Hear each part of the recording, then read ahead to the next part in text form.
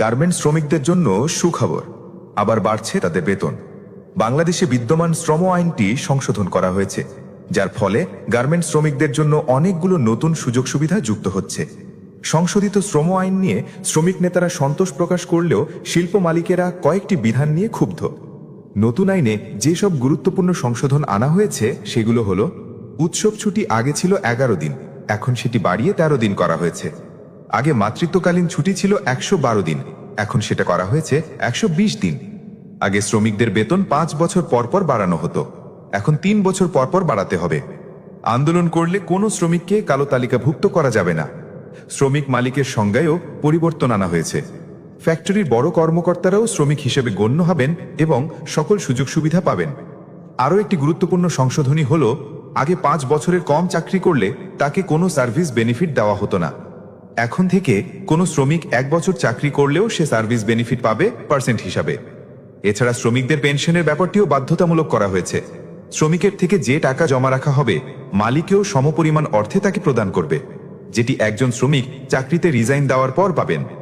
এছাড়াও আগে প্রতি 18 দিন কাজের জন্য একজন শ্রমিক 1 দিন ছুটি পেতেন, এখন থেকে প্রতি 14 দিন কাজের জন্য 1 দিন ছুটি পাবেন। এ বিষয়ে গার্মেন্টস শ্রমিক সংহতির সভাপ্রধান তাসলিমা আক্তার বলেন, শ্রম আইন সংশোধনের মাধ্যমে শ্রম অধিকার নিশ্চিতে এক ধাপ এগিয়ে গেল বাংলাদেশ। আইনটি শ্রমিক বান্ধব হলেও মালিক পক্ষে শঙ্কার কোনো কারণ নেই। এটি বাস্তবায়নে সরকার, মালিক ও শ্রমিক পক্ষকে একসঙ্গে কাজ করতে হবে। তিনি আরও বলেন, আমরা মাতৃত্বকালীন ছুটি 6 মাস করার দাবি করেছিলাম, সেটি হয়নি।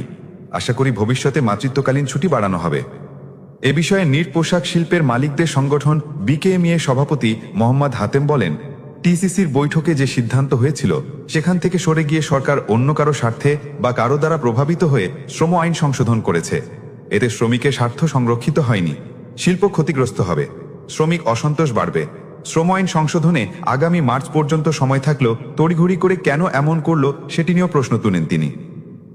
অতীতে দেখা গেছে মজুরি বৃদ্ধি সহ বিভিন্ন দাবি দেওয়া আদায়ে আন্দোলনে নামতে বাধ্য হতেন শ্রমিকেরা। আন্দোলন ঠেকাতে শিল্প মালিকেরা অনেক সময় শ্রমিকদের চাকরিচ্যুত করার পাশাপাশি তাদের কালো তালিকাভুক্ত করতেন। তখন শ্রমিকদের নতুন কারখানায় চাকরি পাওয়া কঠিন হতো। সংশোধিত শ্রম আইনে শ্রমিকদের কালো তালিকাভুক্ত করার বিষয়টি নিষিদ্ধ করা হয়েছে।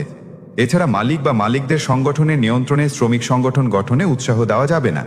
পক্ষপাতিতভাবে বিদ্যমান ট্রেড ইউনিয়নের কর্মকর্তাদের বরখাস্ত করা এবং অন্য ট্রেড ইউনিয়ন প্রতিষ্ঠায় উদ্বুদ্ধ করা যাবে না। গার্মেন্টস শ্রমিকদের সর্বশেষ বেতন বাড়ানো হয়েছিল 2023 সালের ডিসেম্বরে। সে হিসাবে 3 বছর পূর্ণ হবে সামনের বছর, অর্থাৎ 2026 সালের ডিসেম্বর।